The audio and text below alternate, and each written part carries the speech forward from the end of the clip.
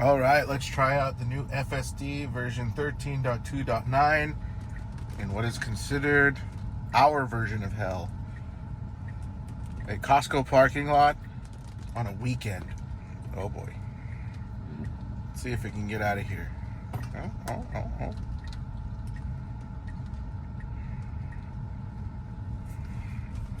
All right, man, you like you. This is about as close as we're gonna get to like Mumbai traffic. We saw Tesla releasing the videos of doing the big roundabout in the Champs-Elysees in France. Well, we're in the US. It's not that bad of a traffic situation. We're quite orderly drivers until you get into the East Coast in New Jersey. Californians drive fast. New Jerseyans drive like crazy. I love it. They're very efficient. But the true test of an FSD system, or ADAS, is how will it handle Mumbai? All right, here we go.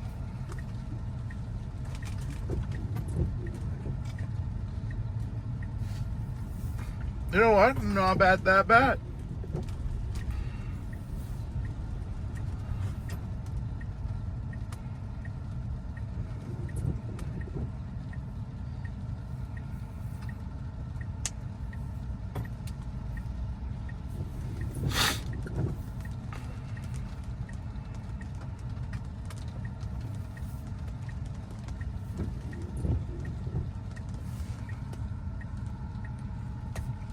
All right, so the traffic light has cleared.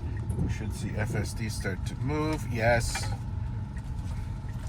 Basically, this parking lot's heavily metered because of this traffic light, which kind of makes the lot a hell. There wasn't enough space to hold cars on the way in and out, or mainly out.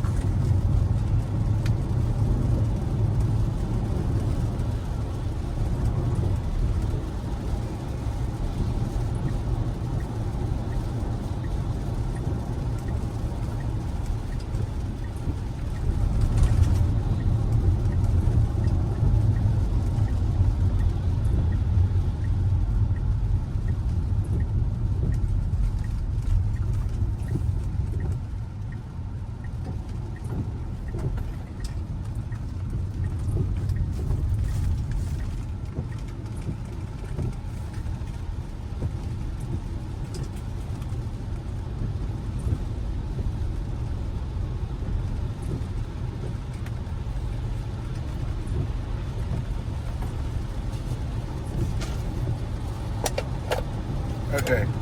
Also, other pet peeve, when you get one of these drinks from Costco, the Pepsi tops, absolutely freaking worthless.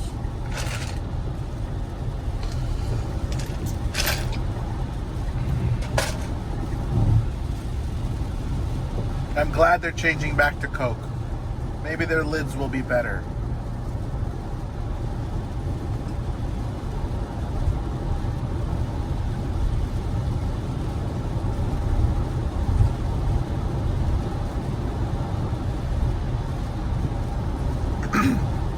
Well, I guess Kevin does it, so. Your trailing stops get hit this week.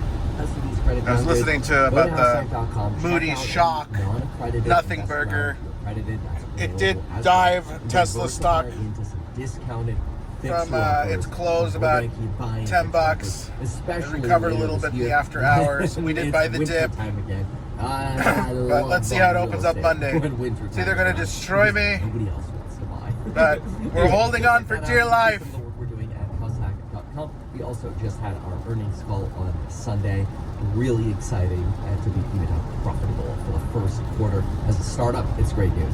So go check that out over at househack.com. Now, we've got to talk about Powell, because while Donald Trump just reiterated on social that is the consensus of almost everybody that the Federal Reserve should cut rates sooner rather than later, we heard Powell this week give us his framework for what's going on. We've got to break this down because this is absolutely insane. So in the 2010s, we had a principle called flexible average inflation targeting. This was basically the Federal Reserve saying, look, we'll tolerate inflation undershooting our 2% goal for a while, because it could be higher in the future. And so we'll just keep rates lower for longer, and we'll tolerate lower inflation without injecting too much money into the economy. Mind you, we were injecting insane amounts of money.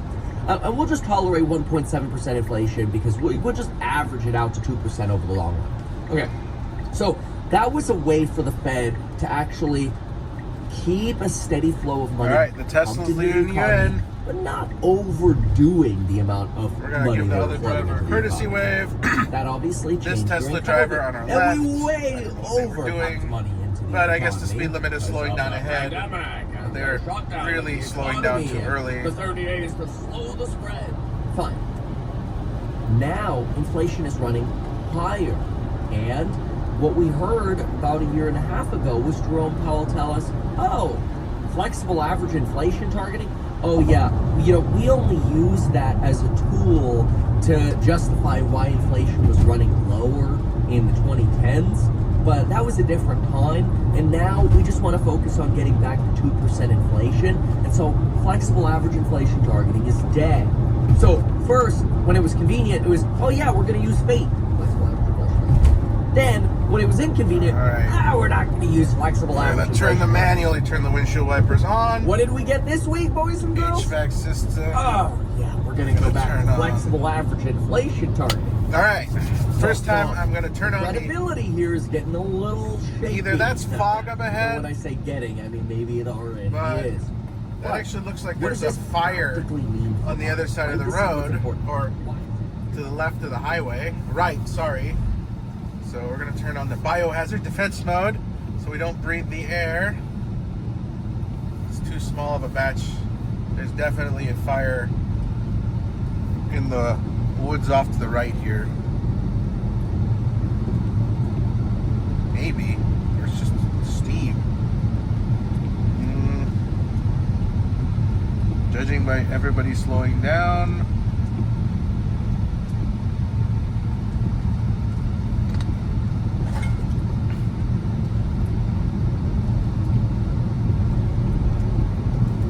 Well, the car didn't find either through the smoke bank or fog bank. It is kind of got a bluish hint over here.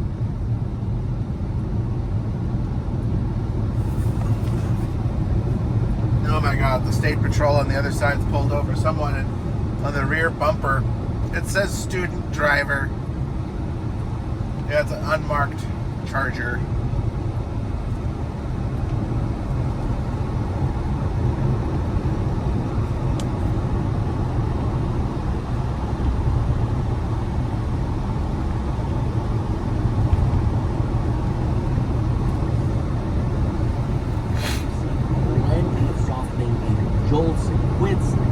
Indicators of let's listen more to coming, or at least indicators of a weaker job market, and hopefully those numbers stabilize.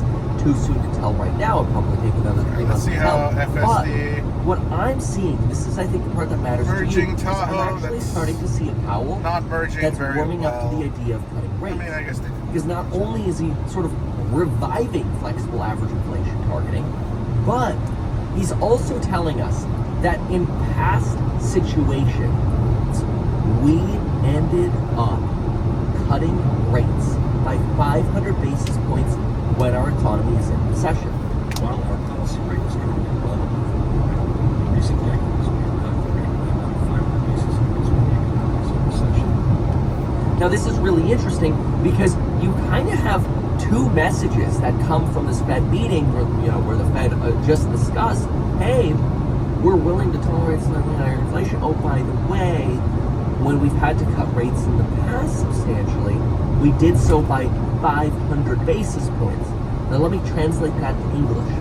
Right now, we've cut from about a high end of 5.5% to 4.5%. Cutting 500 basis points isn't possible anymore. We can only cut 4.5%, but we already cut by 1%.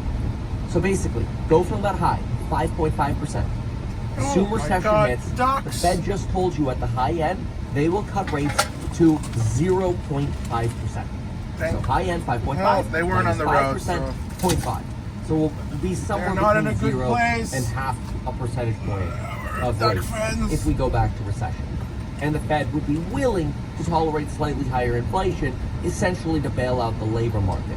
So in other words, if you're waiting for rates to come down, this is, you don't want to cheer for this because it causes a lot of pain, but let's just be clear.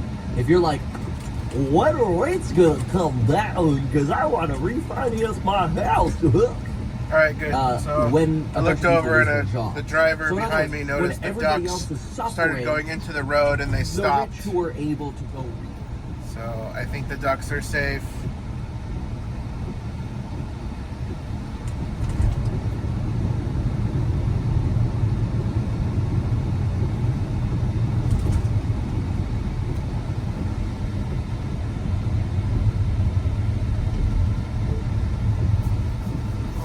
We'll see if we can pull up the video of the ducks on the side repeater.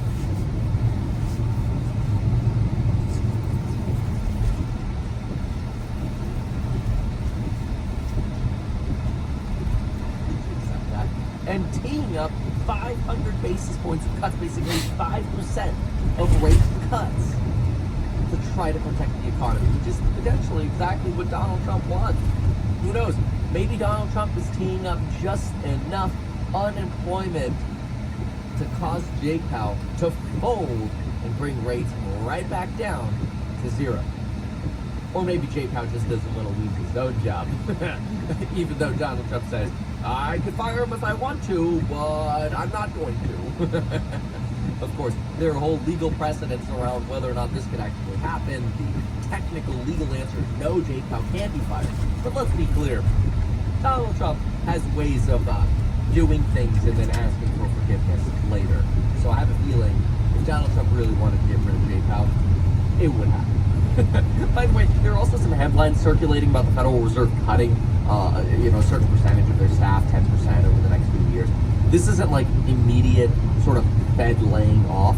It's just a reduction in hiring and then attrition. The people who sort of retire or move on over time, the Fed's just not going to replace them.